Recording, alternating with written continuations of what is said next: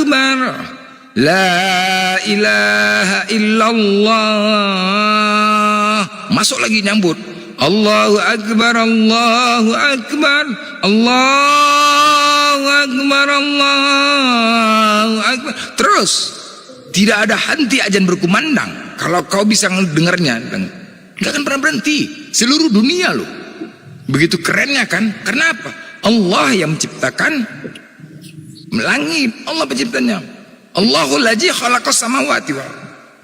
Allah lah yang menciptakan langit dan bumi. Pada mulanya Allah menciptakan langit dan bumi. Kejadian 1 nomor 1. Nah, dia yang memiliki langit dan bumi, dia yang mengatur itu. Bukan kuasa Yesus, dia, bukan Yesus. Bukan Yesus. Bukan. Kekuasaan Allah lah untuk mengatur langit dan bumi. Siapa manusia yang bisa mengatur jadwal ibadah kami kayak gitu? Siapa yang bisa? Nggak bisa. Kau tengok lagi kemarin waktu masuk puasa, lebaran, menteri agama saja pun tidak berani memutuskan jadwal ibadah puasa kami. Kapan waktu ibadah puasa? Kapan jatuhnya lebaran tuh? Nggak berani. Nunggu hilal yang ada di langit. Berarti Itu. gini, jikalau kita melaksanakan sholat, apakah kita akan masuk surga, Bang? Kalau Islam itu dijamin keselamatan surganya. Jaminnya apa? Kau ya, ketika kau mengikuti Al-Quran dan Sunnah, pasti masuk surga selama tidak menduakan Tuhan. Walaupun kita tidak sholat, Bang, apakah kita akan masuk surga? Masalah Allah itu maha pengampun. Tetap ya, Allah itu maha baik ya. Islam itu sama seperti di Yesaya 26, dosa ditanggung masing-masing. Apa yang kau lakukan semuanya dapat ganjarannya. Ketika kau lakukan kebaikan, kau dapat kebaikan. Keburukan, kau akan dapat keburukan. Semuanya itu akan dihitung. Semua akan dihitung di akhirat nanti. Tergantung bagaimana kau melakukannya. Kau tidak sholat, kau tidak puasa, kau akan menanggungnya nanti. Akan dihitung semua amal ibadahmu. Kalau ternyata amal ibadahmu, pahala keburukanmu lebih banyak, maka kau akan dicampakkan ke neraka dulu. Untuk dicuci dulu, untuk dihabiskan dulu dosa-dosa kau, untuk kau tanggung dulu atas apa yang kau lakukan. Kau harus menerima itu dulu. Setelah sudah selesai, sama kayak penjara juga. Di penjara, ketika kau melakukan kesalahan, diputuskan hukuman kau, kau jalankanlah hukumannya itu. Itulah itu, sama itu kayak di penjara. Begitu juga nanti. Jikalau kita sudah beragama Islam, kita tidak melaksanakan perintah-perintahnya, apakah kita tetap akan masuk surga ya, Bang? Pasti, selama kau tidak menduakan Tuhan, selama kau tidak menduakan Tuhan kan, satu-satunya yang tetap kau yakin, apapun kau lakukan tapi tetap keyakinan kau terhadap Allah, tidak ada Tuhan lain. Keyakinan kau di dalam hati kau, karena hati itu Allah yang tahu. Hati itu Allah yang tahu. Keyakinan kau terhadap Allah, kau pasti masuk surga. Tetapi kalau di hati kau masih ada kau memiliki keyakinan terhadap Tuhan-Tuhan lain, nah itu sulit. Oke. Tidak akan bisa. Paham kan? Tapi kan saya pernah mendengar,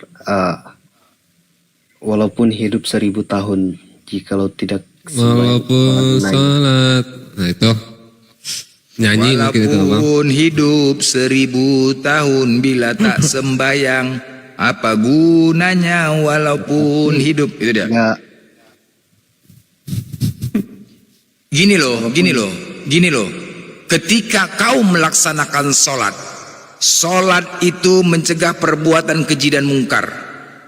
Akibat sholat itu tiang agama. Kalau sholat kau baik, maka akhlak kau juga baik. Ketika kau melaksanakan sholat, kau akan mendapatkan ketenangan jiwa yang tidak bisa diungkapkan dengan kata-kata. Ya, sholat kau untuk kebaikan diri kau sendiri. Ketika kau laksanakan sholat itu untuk dirimu sendiri, bukan untuk orang lain, bukan untuk Allah, untuk dirimu. Jadi apa salahnya kau laksanakan sholat demi untuk ketenangan hati? Gini loh, Allah itu maha baik. Kau saja, kami saja yang tidak sholat, yang kelakuannya berbuat maksiat, masih ditolong Allah, masih diberikan Allah rezeki, masih dimudahkan Allah urusan di dunia ini. Itulah yang tidak sholat, yang tidak melaksanakan. Apalagi yang sholat gitu loh. Apalagi karena harta itu, karena rezeki itu datangnya dari Allah. Kalaupun sholat itu nggak kau laksanakan, sholat cuma 5 menit, ya nggak sampai 5 menit itu, dan sholat itu kebaikan kau sendiri, terserah apa yang kau lakukan itu akan kau dapatkan ganjaran, itu aja. Apa susahnya kalau kau laksanakan sholat? Nah itu aja. Kalau kau sholat, kau bahagia, ketenangan jiwa, banyak yang kau dapatkan dari perbuatan sholat itu. Nah kau bayangkan, seandainya ya, makanya kalian mengatakan radikal Islam. Nggak ada dasar kalian mengatakan radikal. Karena apa? Semua umat Islam itu diperintahkan sholat. Ketika seluruh umat Islam melaksanakan sholat, maka perbuatan keji dan mungkar tidak akan terjadi di dunia ini. Itu dia. Karena itu tadi, sholat mencegah dari perbuatan keji dan mungkar. Akan menjadikan sholat itu adalah mencegah perbuatan keji dan mungkar. Ya, ayatnya tuh inna sholata tanha anil fahsya'i wa mungkar. Nah, umat Islam pasti tahu itu, Bang. Iya, jadi kalau seandainya semua umat Islam melaksanakan sholat, tidak ada. Makanya di Indonesia ini itu udah apa ya? Kalau sholat itu semua dilaksanakan 90%, mayoritas Islam melaksanakan sholat, damai. Makanya kalau negara-negara Arab kalau melaksanakan sholat semua damai, negara itu pun indah, pasti. Itu dia, indah. Oke, makasih banyak Bang. Sebelumnya aku izin turun dulu karena mau kerja dulu. Ntar lanjut. Oke, di follow Bang, nanti kita ngobrol-ngobrol lagi Bang. Tapi nanti tolong ya Bang ya, kerangka cara berpikir Abang tuh agak dibenahi juga, agak lucu juga soalnya. Kita Islam tapi kita nggak sholat, itu apa? Itu agak acak-acakan sih kerangka berpikirnya. Kayak kita masuk sekolah aja Bang, Abang nggak sekolah kita pasti apa ya? Lulus aja sebetulnya kalau kayak gitu. Tolonglah diperbaiki ya kerangka berpikirnya, jadi acak-acakan soalnya.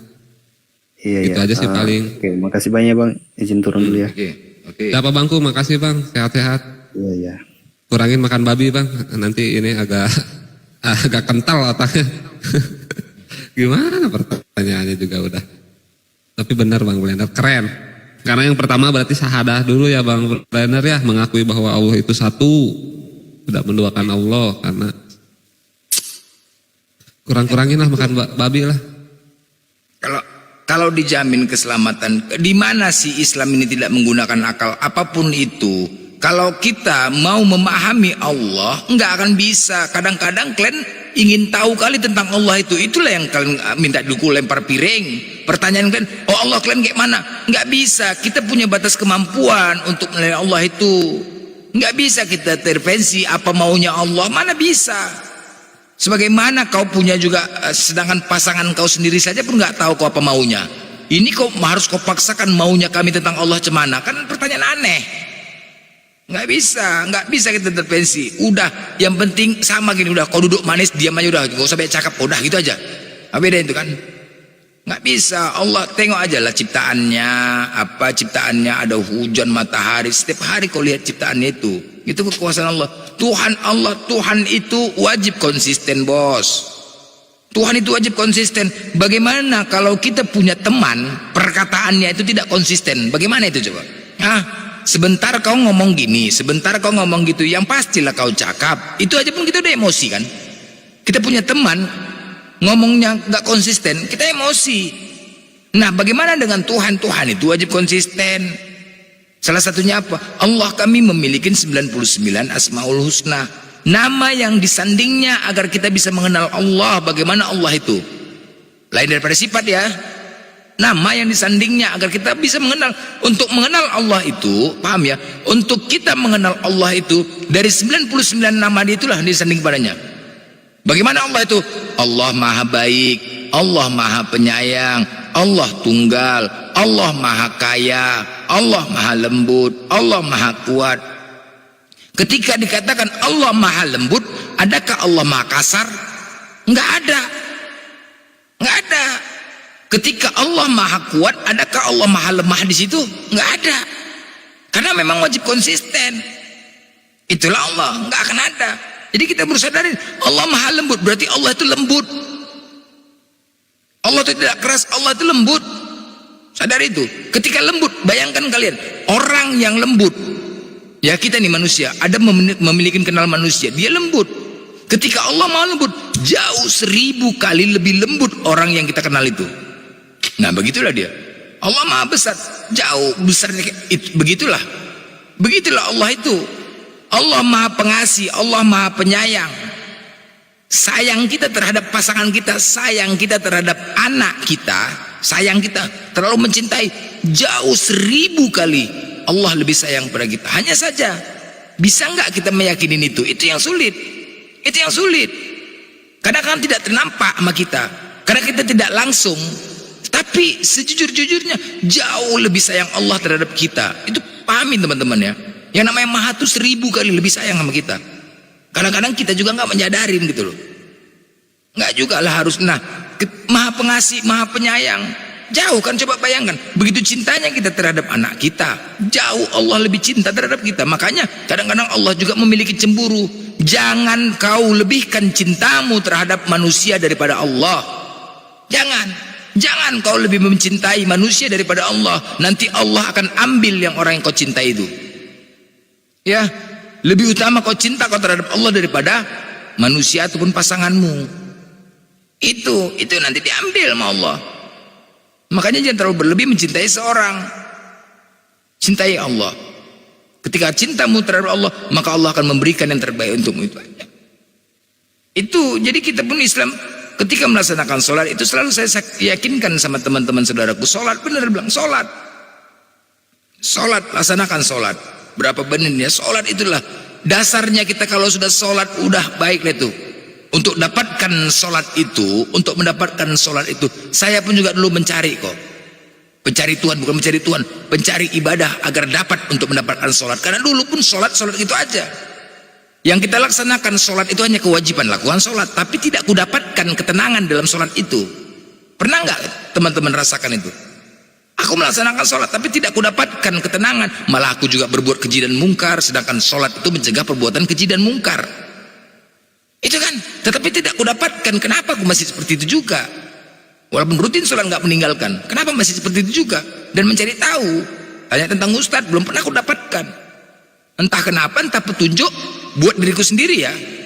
Petunjuk buat diriku sendiri, aku cari tahu apa ini, kenapa ya tidak didapatkan. Aku nggak pernah puas dengan jawaban para mencari ustadz itu. Kenapa ya? Sholat itu nggak kupuas. Kenapa sholat itu tidak pernah kudapatkan ketenangan? Artinya nggak pas dia sholat itu. Dan cari tahu dari pribadiku sendiri ya, aku mencari tahunya, bukan aku mau ini. Kenapa juga Allah itu ya, kenapa Allah itu tidak memerintahkan kita ibadah sholat sejak zaman Nabi Adam? Ingat ya, kalau tanpa perintah maka yang kita lakukan itu adalah haram kalau tanpa perintah, ya kan?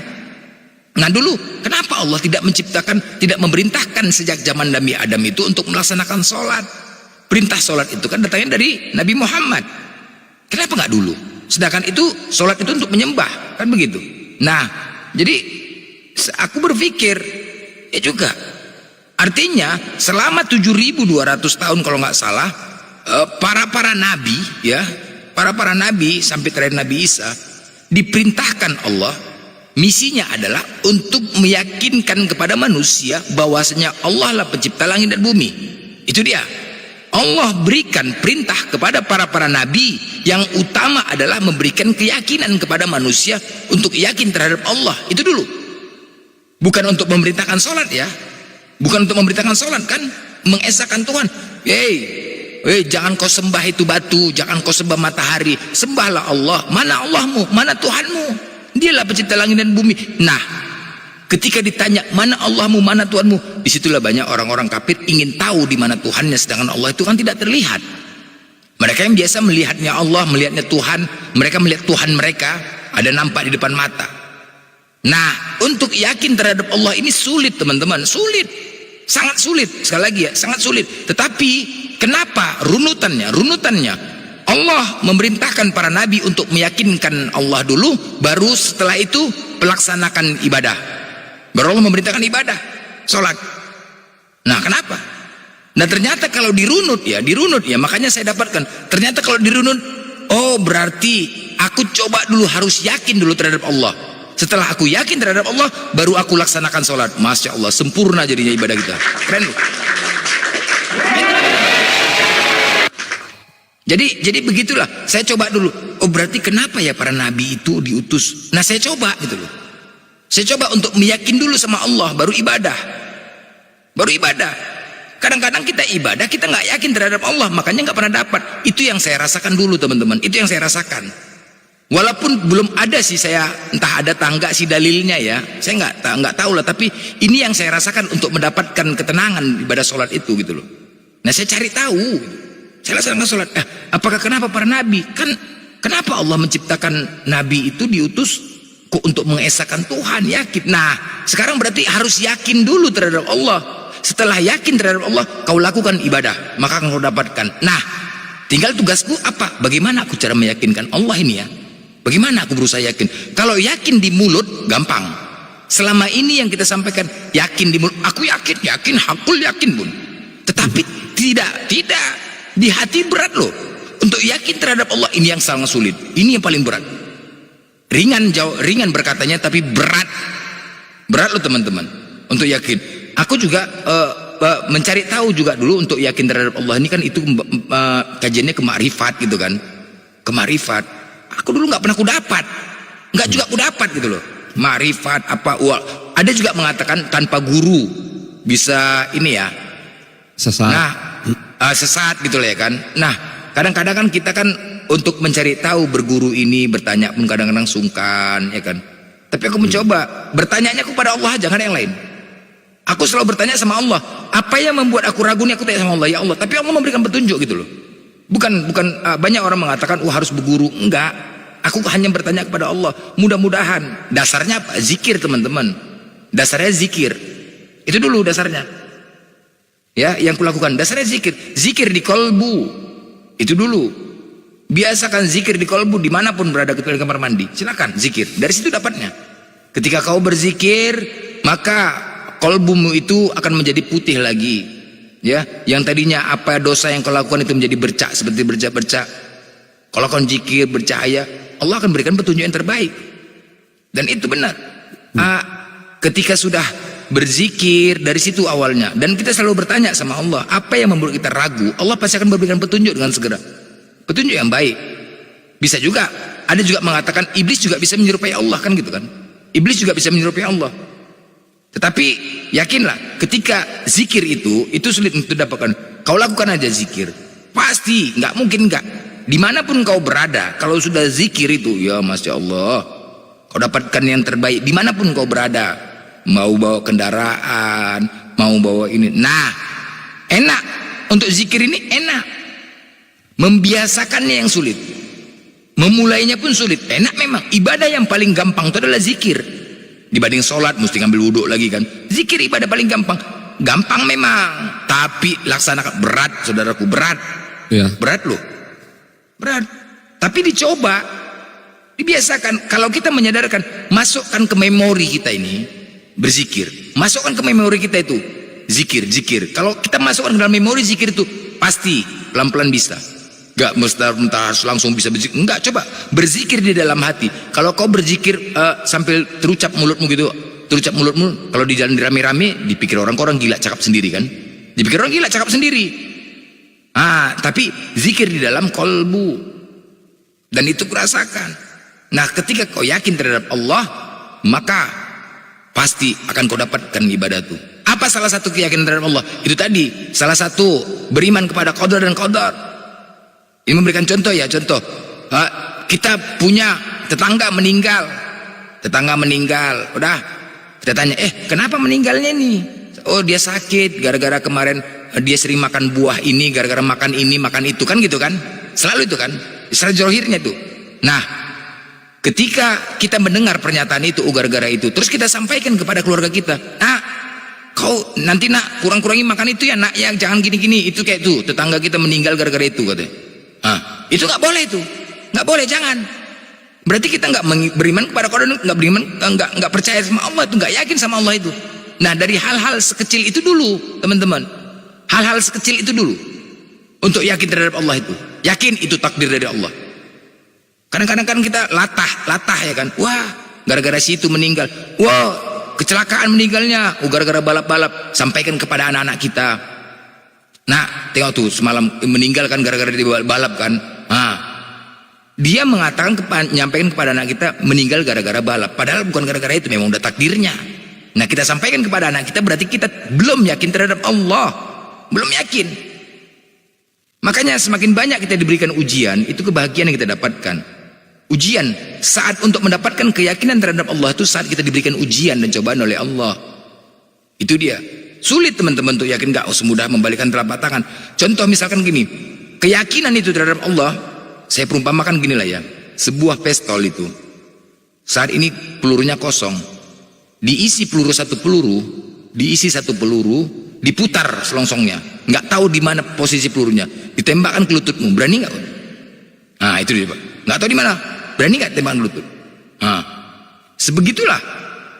sebegitulah untuk yakin terhadap Allah, nggak semudah. Contoh itu, kenapa saya katakan gitu? Ketika ide pengalaman ya, perumpamaan seperti itu ya, perumpamaan untuk meyakini terhadap Allah itu nggak semudah seperti kata-kata. Kalau saya menjabarkannya ya, saya mendapatkan dulu dari guru-guru, nggak saya dapatkan bagaimanakah cara meyakini terhadap Allah itu sulit gitu loh. Kadang-kadang kemampuan kita kan punya batas untuk menilai dalam hal-hal seperti itu ya. Saya kasih yang perumpamaan yang ringan sama teman-teman ya, perumpamaannya itu tadi. Untuk mendapatkan keyakinan terhadap Allah itu tidak semudah yang kita bayangkan. Saya perumpamakan sebuah pistol, selongsongnya itu kan diputar, kosong isinya, pelurunya kosong, dibungkak turun semua. Kemudian dimasukkan satu peluru, diputar selongsong itu. Kita nggak tahu di mana posisi pelurunya ini. Berani kan nggak kau klikkan ke dalam lutut itu? Berani nggak? Ah, itu dia. Berani nggak? Kenapa? Kalau memang Allah memang berkehendak kau matinya saat itu, mati. Nah, ini yang sulit. Sulit kan? Sulit itu. Berani nggak kau? Wah, kena pula nih pelurunya, mati aku. Sulit. Nah, begini juga. Saya pernah diberikan ujian cobaan juga sama Allah. Itu sering saya sampaikan ya. Ujian. Suatu hari di rumah saya nggak ada apa-apa. Biasanya perempuan ini yang panik nih. Di rumah nggak ada apa-apa. Susu saya nggak ada. Token listrik habis, sudah bunyi tit. Beras nggak ada, uang nggak ada, apa-apa nggak ada, gas habis. Udah, mau maghrib. Yang kayak gini-gini perempuan, istri yang panik. Kayak mana nih? Panik, ribut. Perempuan yang ribut. Nah, ini adalah ujian diberikan Allah. Tahan nggak kau? Bisa nggak kita nggak panik? Bisa nggak kira-kira nggak perlu panik? Nah, ini pernah ujian saya rasakan. Bisa nggak dibilang panik? Istri yang nggak biasa kayak ini, perempuan kayak mana ya? Nah, setelah sholat maghrib, saya selalu simpan ini ya, sebuah ayat ini. Ini makanya buat teman-teman semuaku, simpan di memori itu, simpan di hati. La yukallifullahu nafsan illa usaha, laha makasabat wa alaiha maktasabat.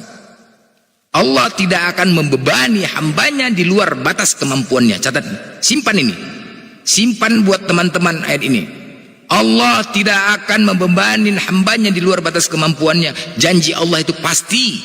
Nah itu tadi, yakin janji Allah itu pasti. Simpan ini, ketika kau mendapatkan ujian dan cobaan, ingatkan ayat ini, agar kau tetap sabar dan sholat. Ingatkan ayat ini ya. Masalahku banyak kali nih Allah, cuman aku cara menyelesaikannya ini. Terus teringat ayat itu ya, Allah kan tidak membebani hambanya luar batas kemampuan. Pasti bisa kulewatin ini, pasti ini bisa terselesaikan, pasti. Nah itulah, ketika kau ingat ayat itu, maka kita akan semangat. Pasti Allah yang menyelesaikannya itu. Nggak perlu kau cari-cari tahu. Kau laksanakan sabar dan sholat saja, udah selesai. Sabar dan sholat. Yang perlu kau lakukan adalah sabar dan sholat. Nggak perlu panik. Nggak perlu kau cari tahu solusi bagaimana cara menyelesaikan masalah. Nggak perlu. Nah begitu juga kemarin saya. Ketika itu, ya Allah ya Rabbi, ya Allah, dalam hati teringat ayat itu, Allah tidak akan membebanin. Ya Allah, seandainya, dalam hati nih ngomong sama Allah, seandainya ya Allah token listrikku ini mati pada malam ini, anakku masih kecil, aku tidak akan mampu untuk mengipas anakku sampai pagi ya Allah saat dia tidur. Itu nih ya, seandainya token listrikku mati ya Allah, sudah pasti anakku kepanasan. Aku tidak akan mampu untuk mengipasnya sampai hari pagi ya Allah. Nggak mampu.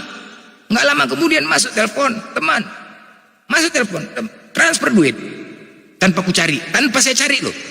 Tanpa harus panik, nelpon sana, nelpon sini, enggak. Nah itulah. Nah, mampukah kita di saat terjadi seperti itu tidak uring-uringan, tidak panik? Nah itu dia. Mampukah kita berserah diri kepada Allah? Ini yang sulit. Nah ini yang sulit. Itulah, ngumpet tempat mamak dulu lah. Ini ngumpet tempat mamak dulu. Ya kan? Nah, ini yang sulit. Nah ini sulit. Kepala bapak kau umpat aja. Itu kalau ngumpet tempat mama itulah berarti mencari solusi dunia belum yakin terhadap Allah. Nah inilah, itu mencari solusi dunia, mencari memikirkan. Kalau ngumpet tempat mama dulu enggak. Nah disinilah bukti keyakinan. Ini yang sulit teman-teman. Kayak itu kan, aduh cari masalah, sibuk kalian. Aduh kemana nih ya? Udah tempat mama mertua dulu lah kita, tinggal sana dulu yuk. Masing-masing. Pasti itu, pasti ke situ. Pasti kan, itu pasti. Nah inilah bukti tidak yakinnya terhadap Allah. Nah ini, kalau kita masih memikirkan itu. Tetapi kalau kita berserah diri kepada Allah, saat itu kita pasrahkan.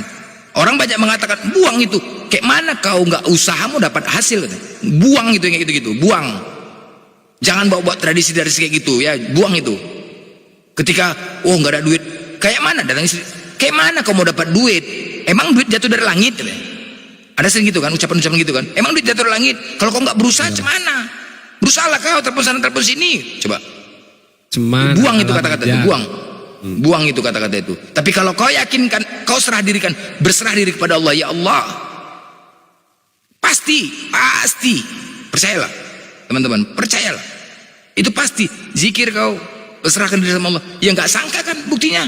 Jatuh dari langit, iya. Tiba-tiba temanku nelfon. Ada handphone kok. Nah, tiba-tiba bisa jadi teman nelpon, bang, mana bang, ada rezeki segini bang, transfer minta rezeki, nggak tahu, itu rezeki dari Allah. Nomor rekening masih sama bang. Sama, udah, itu kayak gitu teman-teman. Tanpa harus cari. Nah itu jatuh dari langit, ya iya. Pernah nggak kau merasakan mendapatkan rezeki tanpa kau cari? Pernah nggak? Itu dulu. Kalau masalah rezeki, kalau kau mengatakan berusaha, pernah nggak kira-kira kau dapatkan rezeki tanpa harus dicari? Pernah kan selama hidup kan? Pernah kau lagi duduk tiba-tiba datang kawanmu nggak kau cari ngasih, itu kan rezeki datang dari Allah itu kan. Kau orang lagi kayak gitu, jadi nggak butuh pertolongan. Jangan banyak ketika terjadi seperti itu ujian, simpan itu. La yukallifullahu nafsan illa usaha mahala kasabat. Itu ingat kau simpan, tidak akan membebanin.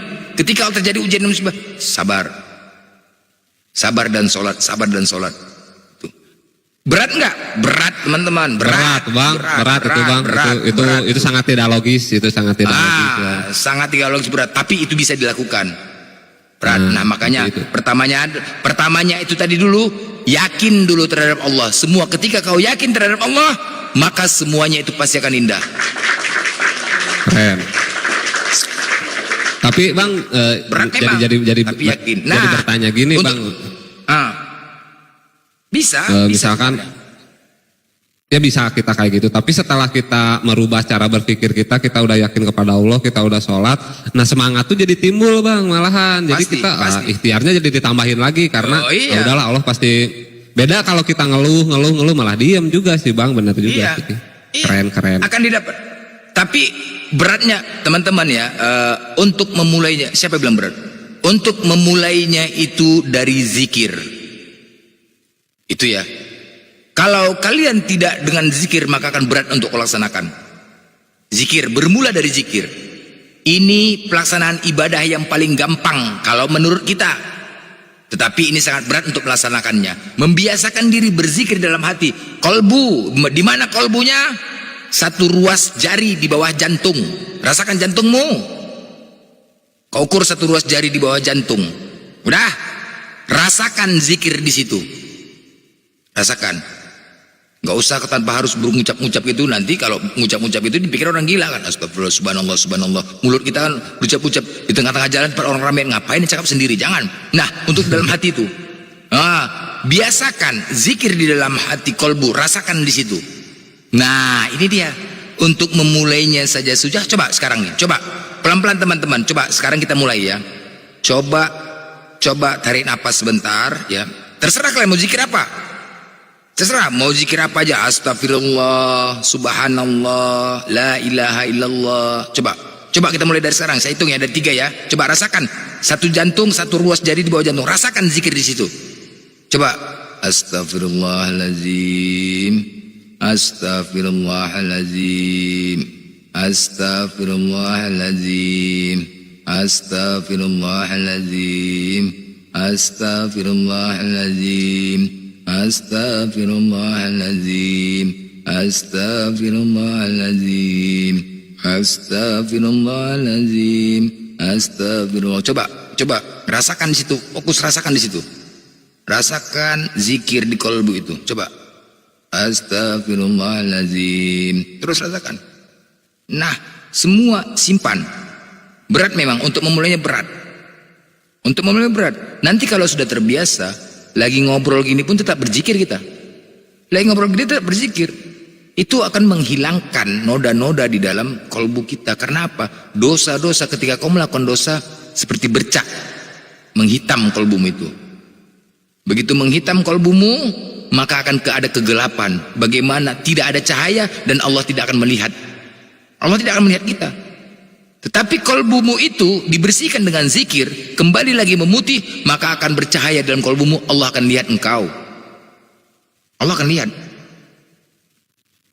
Ya, Allah akan lihat. Jadi itu Allah akan lihat. Jadi apa? Ini saya melaksanakan ya petunjuk. Banyak sih petunjuk-petunjuk. Kalau sudah zikir itu bermula dari zikir lah teman-teman. Kalau udah dari zikir itu, yang tadinya malas ibadah mau sholat. Itu aja dulu. Dimulai dari zikir dulu. Ketika kau malas melaksanakan sholat, apalagi yang perempuan, ya malas melaksanakan sholat, harus make up lagi, ambil wudhu lagi. Dari situ bermula. Dari situ bermula, dari zikir. Coba biasakan zikir di jalan, dimanapun lagi kerja kau zikir, zikir. Lagi kerja zikir, lagi bicara kau zikir. Coba memulainya. Ingat, saat kau lagi ada masalah zikir. Jangan kau pikirkan cemana cari, jangan yang ada di pikiranmu itu cemana cari solusi untuk mencari masalah. Nggak ada. Zikir yang kau pikirkan. Semua akan dapatkan sendiri. Aja. Orang rezeki kita nggak diperintah untuk cari kerja kok. Kita diperintahkan Allah untuk menyembah Allah, beribadah dan menyembah Allah.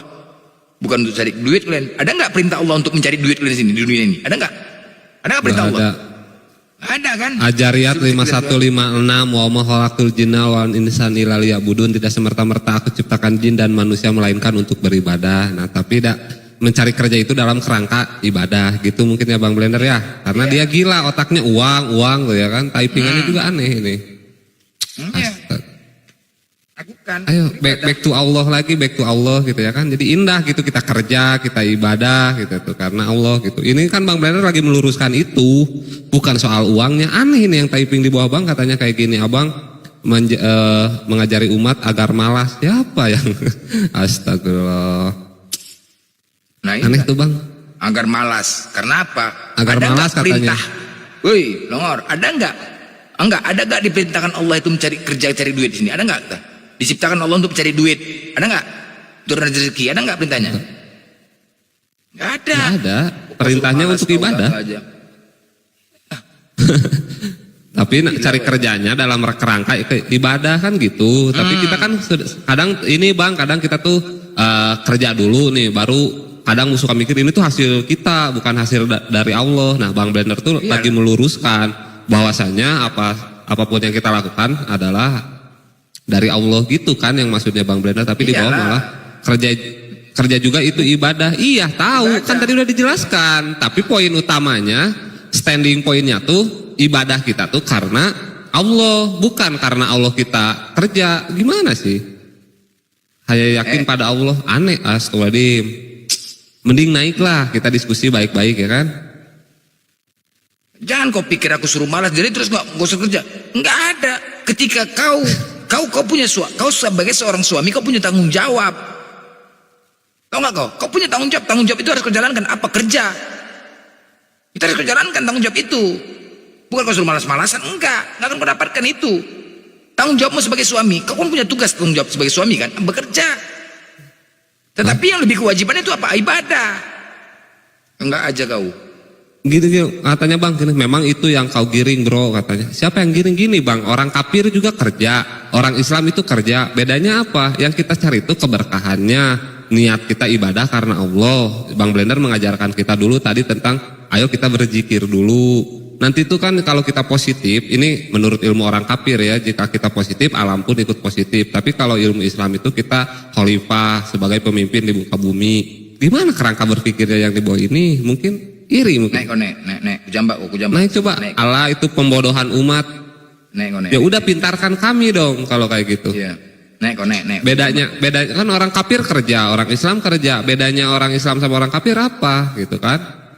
Ya itu tadi, nggak ada Allahnya di sana, nggak ada dalam kerangka keibadahannya gitu. Makanya kerjanya kita, usahanya kita selalu libatkan Allah. Itu maksud Bang Blender, makanya kita diajarkan zikir. Tadi kan Bang Blender bilang, waktu kita kerja ingat Allah, kan zikir itu artinya zikrullah. Zikrullah itu mengingat Allah. Jadi senantiasa kalau kita kerja atau olahraga apapun semua itu kegiatan kita tuh selalu mengingat Allah, kan itu poinnya.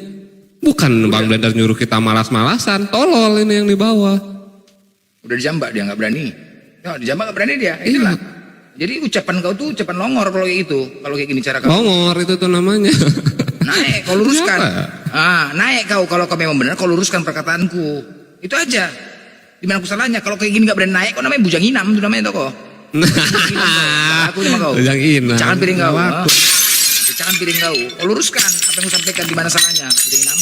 Kalau kau nggak berani naik, naik kau. Kalau kau cuma tapping aja berarti kau bujang inam namanya itu. Kau dengar kau ya. Kalau kau suruh pekerja ya, dengar kau. Kalau kau mencari kerja, tukang bangunan, pekerja keras, tukang bangunan udah pasti kaya tuh. Tukang bangunan, tukang becak tuh udah kaya tuh. Karena pekerja keras. Pasti kaya dia. Yang namanya kaya itu orang pekerja keras kan. Kalau kamu lihat orang yang bekerja keras tuh akan kaya, berhasil. Tukang bangunan bekerja keras, berhasil nggak? Biasa aja kan? Oh lucu kau, jangan ke situ dinilainya. Bodoh kali naik kau. Bodohan pula kau lagi. Iya, jangan kayak gitu. Assalamualaikum warahmatullahi wabarakatuh. Waalaikumsalam warahmatullahi wabarakatuh. Diajak kita untuk senantiasa mengingat Allah, kok kalian kejang-kejang. Aneh kalian tuh. Mungkin selama ini kalian tuh kalau kerja juga karena dapat hasil tuh karena diri kalian kan gitu.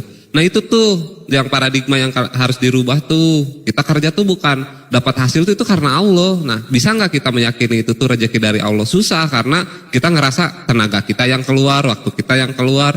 Semakin lama terkikis tuh keyakinan kita terhadap Allah. Itu yang Bang Blender takutkan. Makanya Bang Blender mengingat ayo kita berzikir, zikrullah, mengingat Allah. Malah menggiring opini kita buat malas. Lucu orang ini. Diajak naik gak mau. Memang sulit, benar kata Bang Blender ya Bang ya. Ini tuh baru berawal dari Bang Blender ngajak ayo kita berzikir, baru zikir tuh. Aneh. Jangan kayak gitu, nanti aduh. Ya itulah oten. Itulah kalau oten itu ya. Kita membahas Al-Quran dia komplain, membahas kitabnya juga komplain, serba salah. Memang kesalahan itu datang dari oten semua, gak ada cerita betul. Kebenaran itu datangnya dari Allah, kesalahan dari oten pukimau, gak ada otak pantat bukrap sempak koyak, itu dia. Betul. Iya betul kan. Kesalahan semua dari oten. Lembut kita diskusi salah, keras kita juga salah, membahas kita tentang agama kita salah, membahas kitab juga salah ya kan. Tetap kesalahan dari oten longor pukimau anjing ada otak pantat bukrap. Nah udah Bener lah Bang, gimana? Bener kan? Semua juga kesalahan nama Oten Bang, nggak ada Iya. Islam. ya udah. Iya Kalau ada. sama Oten udah Yesus aja dibilang Tuhan, gimana nggak salah Bang? Itulah. Salah Mungkin lah itu. Inam. Tuhan kan Tuhan yang Esa, Tuhan kita. Makanya. Dia tetap salah Makanya. Bang, di mana juga ujung-ujungnya tetap salah Oten. Oten yang salah kan? Oten yang salah kan? Nah iya. Iyalah. Oten gak ada benernya. Nggak ada yang benar Oten mah, yang benar mah Islam udah. Iya udah. Ada gocap dulu nggak Bu? 100 dulu dong biar silaturahmi tidak Nomor rekening DM, nomor rekening. ya siap. Tuh kan rezeki dari Allah itu namanya. Pasti kejang-kejang yang di bawah. Gimana sih Oten ini? Tapi enggak. Alhamdulillah saya udah punya usaha, minta doanya aja biar usahanya lancar gitu. Cuman tukang ikan saya. Alamin. Tapi tetap saya DM sih kok nanti ya nomor rekeningnya. Bang Blender bagi dua ya.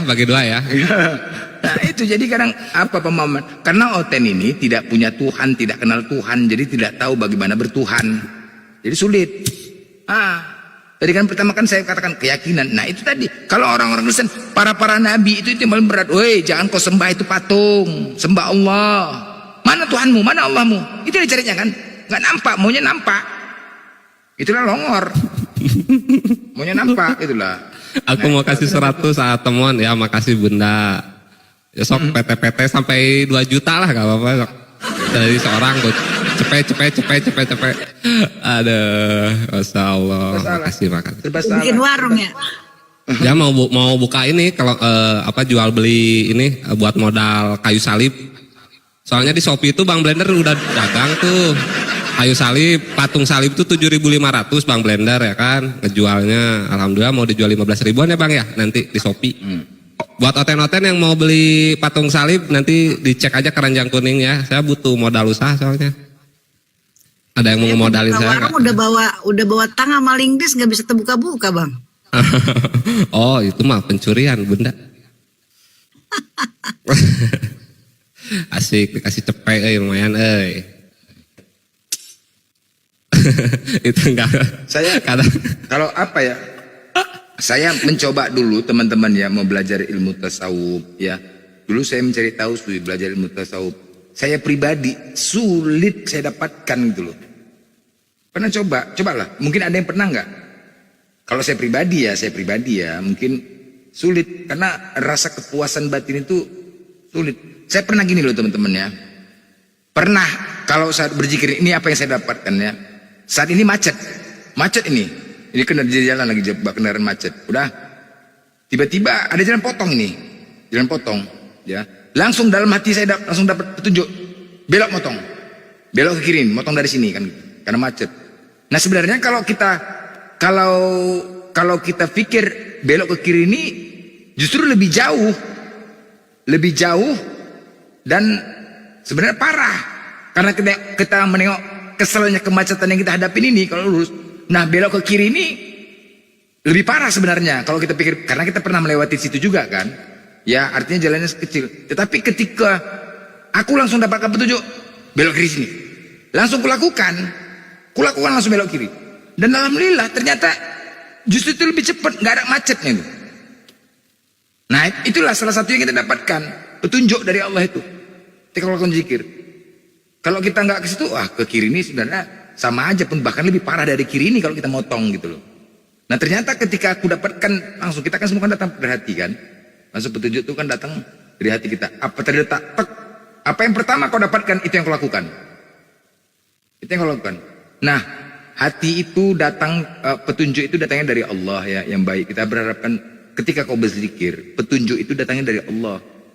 Ketika datang dari Allah, lakukan itu. Contoh misalkan terdetak hati kita menelpon teman. Aku telepon teman ini udah lama juga nggak komunikasi, ya kan? Saat menelpon, kan gitu kan? Saat menelpon teman tiba-tiba masuklah iblis tuh ya kan? Iblis tuh ya kan? Nggak usah telepon gitu-gini, nggak jadi kita. Nggak jadi kan? Masuk iblis tuh. Nggak usah telepon teman tuh gini-gini segala macam, nggak jadi. Kan itu juga sering terjadi kan? Nah itu jadi apa petunjuk datang dari Allah kalau berzikir pertama datang itu langsung lakukan, itu yang terbaik. Bener. Jadi horor di telepon Bang Blender ya. Itu petunjuk itulah kalau zikir. Nanti rasakan sendirilah teman-teman kalau udah berzikir, rasakan sendirilah. Insya Allah. Enak Bang kalau berzikir, nyaman. Iya nyaman. Betul Bu, nyaman. Nyaman. Teman yang kurang nyaman.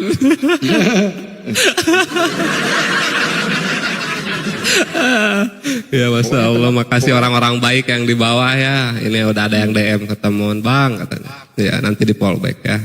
Apalah ini tadi cuma mau meluruskan, apapun yang kita kerjakan, apa yang kita lakukan selalu zikrullah kata Bang Blender kan, selalu mengingat Allah, itu poinnya. Mana ada kami disuruh malas-malasan. Berat teman-teman. Iya memang berat. Tadi kan dibilang Bang Juma semalam, sholat berat memang, enak gampang kita malas, tapi berat melakukan itu loh. Berat loh. Tapi jadikan kebiasaan, jadikan kita takut. Ini berat memang. Bang, Nah, yang berat, Bang kayaknya yang berat tuh karena yang ngomong abang sih Bang. Kadang orang-orang tuh kayak gitu Bang. ya kan kalaupun berat kan Abang kasih solusinya. Apa solusinya? Yang ringan tuh berzikir, itu pun berat juga. Bermula dari zikir semua. kau nggak sholat, kau malah sholat. Tadi zikir itu semua. Itu untuk memulainya. Karena sibuk memikirkan dunia. Nah, inilah biasakan zikir itu. Dari situ bermula. Ketika kau sudah terbiasa berzikir, maka kau tidak akan berat untuk melaksanakan sholat. Dari situ semuanya. Dari situ semuanya. Kan memberikan solusi tuh. Zikir dulu, fokuskan ke zikir dulu. Walaupun kau belum sholat sekarang, malas sholat, zikir. Dalam hati, kolbu, zikir, biasakan. Zikir terus, zikir terus, zikir terus. Insya Allah, bermula dari situ semua. Bermula dari zikir semua. Yang tadi malas-malas sholat, bermula dari zikir semua. Ya memang kalau mudah sih untuk berzikir tuh dari mulut kita melaksanakannya mudah. Tapi coba kalau laksanakan untuk memulainya, berat juga. Tapi kalau sudah ada niat, semua pasti bisa. Itu aja. Kau niatkan untuk berzikir terus, pasti bisa. Tuh bang, ada yang nanya tuh bang. The Bang power Blender. of istighfar. Ya, apa Tuh ada yang nanya pertanyaannya? tuh. Tauhid dulu, baru syariat, kemudian tarekat, nanti dapat hakikat. Ya kan tadi kan memang tauhid itu kan pertama kan saya katakan yakin dulu sama Allah. Kadang-kadang kan kita ini bahasa-bahasa tauhid, hakikat orang kan banyak nggak tahu, ya kan? Yang awam. Saya ngasih bahasanya yang ini aja lah, yang bisa dimengerti. Yang ringan-ringan. Tapi tujuannya juga ke situ gitu loh. Tadi kan saya katakan kenapa saya dapatkan itu, karena yang kayak gitu-gitu kita sulit juga orang awam nih. Nah, ketika dulu pun saya melaksanakan sholat, tapi nggak kudapatkan sholat itu, sedangkan sholat itu mencegah perbuatan keji dan mungkar. Tapi kenapa nggak kudapatkan gitu loh? Sholat itu hanya kewajiban saja, tidak kudapatkan. Dan aku cari tahu, kenapa ya? Dan aku selalu bertanya kepada Allah, kenapa nggak kudapatkan? Nah itu tadi, kenapa Allah dulu itu memerintahkan para nabi itu, kenapa nggak dari dulu diperintahkan untuk sholat? Kenapa sholat ini kan diperintahkan sejak zaman Nabi Muhammad kan, pada kita kan? Perintah sholat itu datang. Nah, sebelum datangnya perintah itu kan haram. Makanya, kenapa Allah tidak memerintahkan dulu para nabi dari awal itu untuk perintah sholat? Kenapa enggak itu dulu gitu loh? Itu pertanyaan saya. Dan saya dapat. Nah, ternyata 7.200 tahun loh lamanya loh. Para nabi itu diperintahkan Allah untuk memberikan keyakinan tauhid. Itu dulu yang pertama. Runutannya. Berarti apa? Berarti memang harus yakin dulu terhadap Allah. Itu dulu kita. Nah yakin ini bukan hanya di mulut. Kayak mana bentuk yakin itu? Itu yang perlu dipelajarin. Gitu loh. Karena itu tadi saya dari awal kan itu saya bilang. Yakin. Oh berarti Allah memerintahkan para nabi untuk yakin dulu terhadap Allah ya. Bukan sholat. Yakin dulu sama Allah. Ketika kau yakin sama Allah, jalankan syariatnya. Baru laksanakan ibadah. Maka sempurnalah ibadahmu. Pasti itu sempurna ibadahmu. Ini kita kadang melaksanakan sholat kan bentuk keyakinan kita terhadap Allah nggak kita dapatkan. Bagaimana kita mau dapatkan sholat itu gitu loh. Itu. Oh iya, Betul, betul. Kan Bang, itu ada yang nanya lagi bang. Berarti bang, Bang, ada yang nanya lagi. ini mungkin ya bang. Ada kawanku belajar Ya, kalau tasawuf bang. kalau kita udah yakin sama Allah. Gila, terus bahaya kalau belajar tidak siap. Nah itu dia, itulah. Makanya dulu kan saya katakan ilmu tasawuf hakikat ini nggak perlu dibahas di sini. Saya pernah mencoba itu, gitu loh. Saya mencoba itu. Saya tidak mendapatkannya, gitu loh. Nggak mendapatkan kepuasan hasil dari yang lakukan itu. Karena apa? Kita kan kadang-kadang mau bertanya sama gurunya segan. Bertanya kita segan kan? Apa keinginan kita itu segan, gitu loh. Yang kita lakukan hanya mengikut-ikut saja, Nah. Jadi saya dapatkan gitu. Nah saya mencari tahu, minta petunjuk gini. Tadi kan sudah saya katakan apakah dengan nggak berguru terus dia nggak sesat? Enggak. Aku hanya meminta kepada Allah. Ya Allah, berikan aku petunjuk ya Allah. Selalu aku bertanya kepada Allah di hatiku. Ya Allah, kenapa aku nggak dapat sholat nih ya Allah ya? Kenapa gitu? Kenapa ya Allah? Kenapa nggak aku dapatkan? Nah itu aja. Aku bertanya sama Allah. Nggak sama orang, sama Allah aku bertanya. Habis sholat, ya Allah, aku nggak dapat ketenangan aku ya Allah. Kenapa? Aku habis sholat, sedangkan sholat itu mencegah keji dan mungkar. Kenapa aku dapatkan gitu loh? Dan mencoba juga yang ilmu itu tasawuf apa segala. Nggak aku dapatkan, nggak bisa. Kurang puas hasilnya. Gitu. Entah akunya yang longor, entah apa nggak aku dapatkan lah. Tapi, iya, nggak aku dapatkan gitu.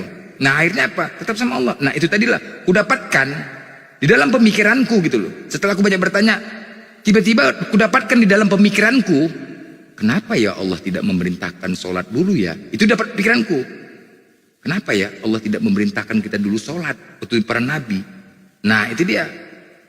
Kenapa kok langsung para nabi berapa lama ya? 7.200 tahun loh. Lama loh. Untuk memberikan keyakinan terhadap manusia. Yakin dulu kau.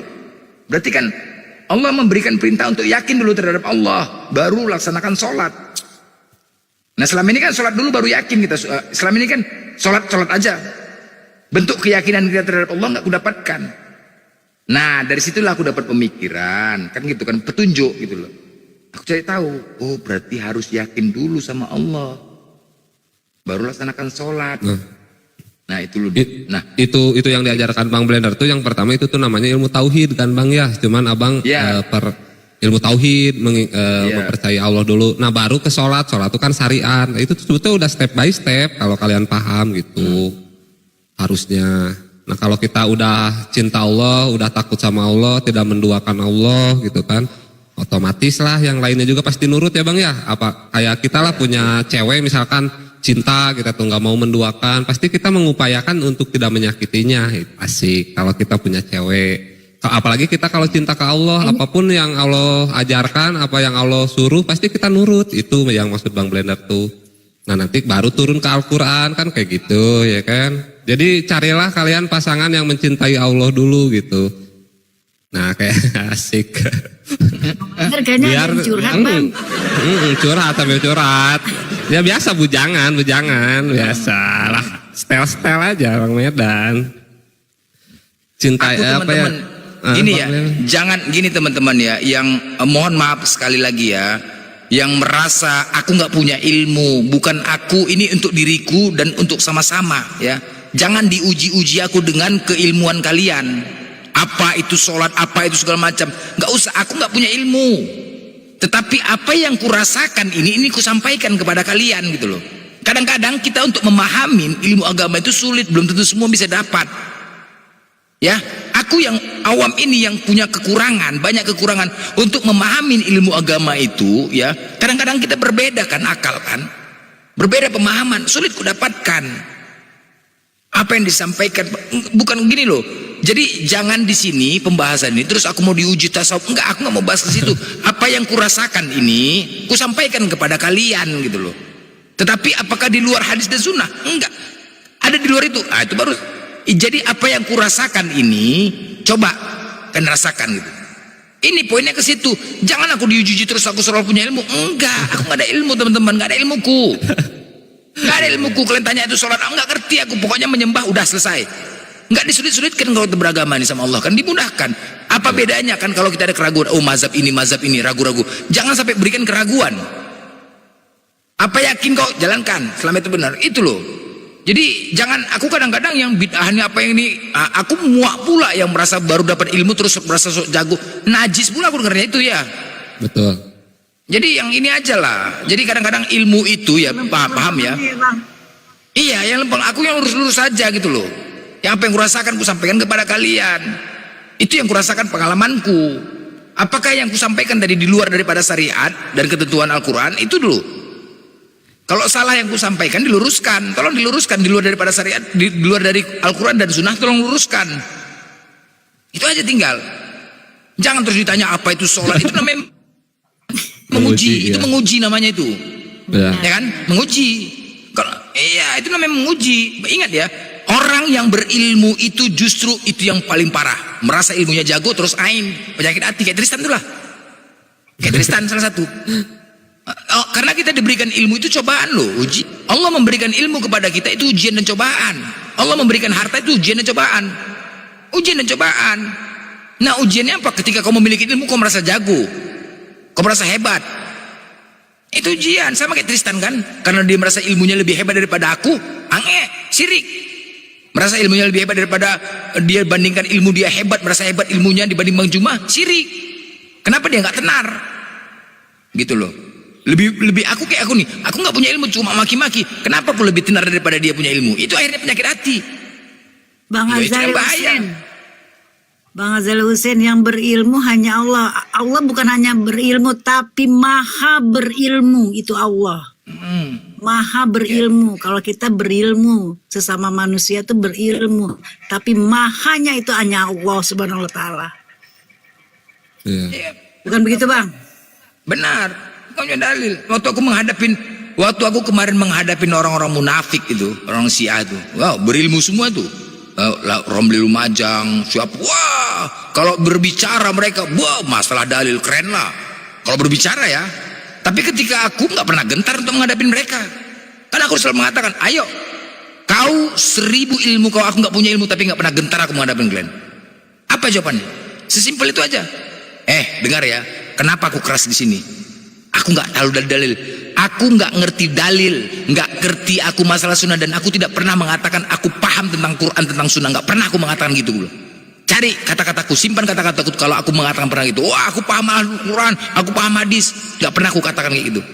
Nggak pernah. Tetapi kalau untuk menghadapin kayak kau ini yang kau merasa diri kau ilmu, nggak pernah takut aku, bos. 10 kayak kau nggak pernah takut. Ku hadapin kan? Yang aku masuk ke kamar mereka, ayo. Semua berilmu nih. Wah, ilmunya keren-keren. Nah, sekarang kenapa kok keras sekali? Aku cuma menjawab. Dengar ya. Aku, Tuhanku Allah. Aku cuma jawab itu. Tuhanku Allah. Kita nggak usah perlu bedah-bedah hadis. Tuhanku Allah. Ketika aku mati, pertama kali ditanya, siapa nama Tuhanmu? Itu dasar aku ini. Dasarku itu. Siapa nama Tuhanmu? Allah. Ketika ada nama Tuhanmu dinistakan di situ, apa kau diam? Udah itu aja. Terus mereka membahas gini, wah ada kata Allah, mencoba kan? Apa ada kata Allah? Allah itu bukan dari ini aja, ada dari hadis, dari buku lain, dari kitab lain mengatakan Allah itu dari ini. Aku nggak butuh dari kitab mana ya. Yang ku tahu ya, Allah itu adalah nama-nama Tuhanku. Selesai. Dari kecil aku membaca Bismillahirrahmanirrahim dengan menyebut nama Allah. Udah, itu aja dalil, yang ada yang lain. Kau tanya dalil hadis-hadis apa, nggak ngerti aku. Yang dari kecil aku membaca Bismillahirrahmanirrahim dengan menyebut nama Allah. Allah itu adalah nama Tuhanku, selesai. Udah itu aja, nggak usah kau bawa kemana-mana, nggak ngerti aku bilang. Mainstream, cabut semua, mainstream, nggak bisa lagi. Apa lagi? Nggak bisa lagi berkata apa-apa. Iyalah, dia nggak ngerti kitab nih, nggak ngerti ini, nggak ngerti. Jangan dipersulit aku. Pokoknya aku tahu, simpel aja. Allah nama Tuhanku, udah selesai. Ditanya mana Allahku, ketika ada nama Tuhanku itu dihinakan, aku maju. Gak terima aku. Mau kau tanya dari hadis gak ngerti ku.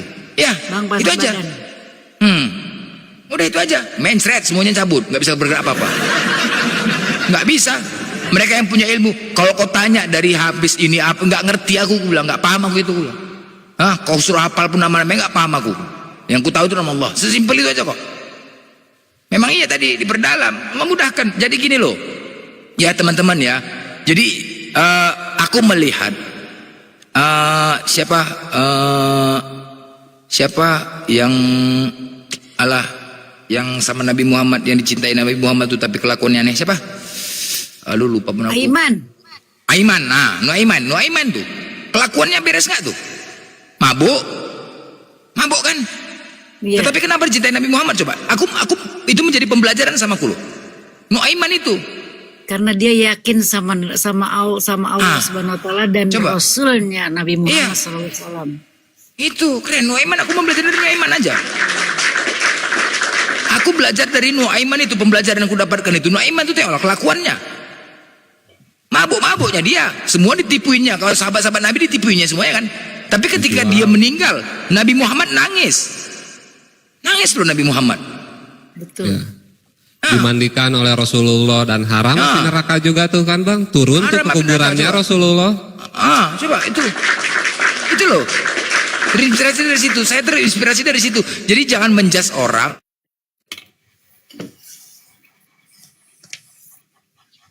Ya kecabut mungkin ya bang soundcardnya. Masya Allah lah, mudah-mudahan kita semua selalu dalam lindungan Allah ya. Amin. Ambil yang baiknya, buang yang buruknya gitu. Amin. Kalau banyak ilmunya dari Bang Blender diambil, kalau yang buruk-buruknya jangan, gitu aja. Tapi jangan juga dites-tes kayak gitu. Kita di sini juga bukan yang paling berilmu, cuman ada sedikit giroh untuk membela agama Islam, itu aja sih awalnya. Kayak teman juga apalah nggak ada ilmu, cuman dulu tuh cerita sedikit aja ya, naik ke komunitas agama tuh karena Rasulullah dihujat gak punya ilmu, cuman bisa maki-maki, ya udah maki-maki aja. Si Rudi Simamora tuh dulu ngehujat Nabi Muhammad, ngehina Nabi Muhammad, jadi akhirnya saya naik. Alhamdulillah sekarang udah masuk penjara gitu ya kan, si Rudi Simamora. Itu aja sih dulu awalnya, tapi alhamdulillah gara-gara dia jadi trigger buat belajar juga. Jadi yang giroh-girohnya lagi semangat-semangatnya terus belajar aja.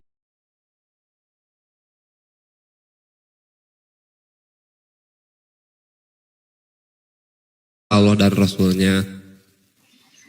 Gitu mungkin Bang Blender ya, udah